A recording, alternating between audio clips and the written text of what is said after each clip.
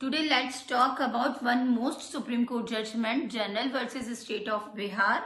It was a criminal case and it referred to Section 141 and 149 of IPC.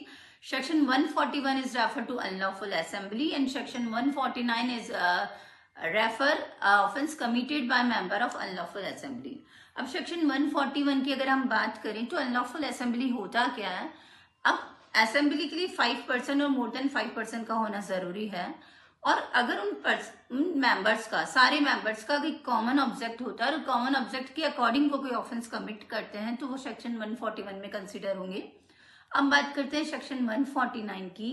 जैसे कि 10% है, 10 में से 1% ऑफेंस कमिट किया, 9 की नॉलेज में था कि वो ऑफेंस कमिट होगा तो वो 9% भी सेम गिल्टी होंगे जैसे कि वो पर्सन गिल्ट में है जिसने ऑफेंस कमिट किया है।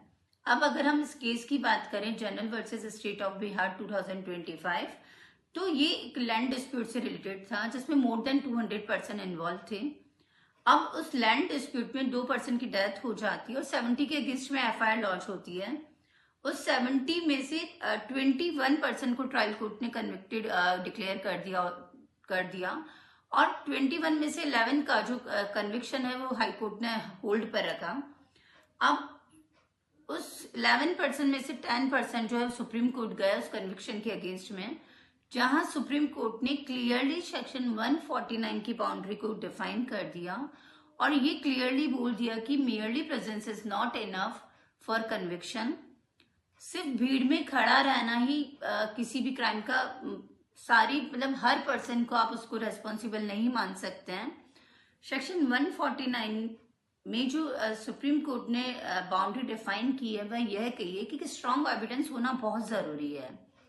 अगर आप बहुत सारी भीड़ के बीच में अगर कोई एक पर्सन ऑफेंस कमिट करता है तो सारे पर्सन सेम रेस्पॉन्सिबल नहीं हो सकते हैं। अगर हम इंडिया की बात करते हैं तो यहाँ पे जो रैली होती है या प्रोटेस्ट होता है या कोई लैंड डिस्प्यूट होता है तो उसमें बहुत सारे पर्सन इन्वॉल्व होते हैं। तो अगर उन बहुत सारे पर्सन में से कोई एक पर्सन कोई क्राइम कमिट करता है तो सारे पर्सन को सेम रेस्पॉन्सिबल नहीं माना जा सकता है।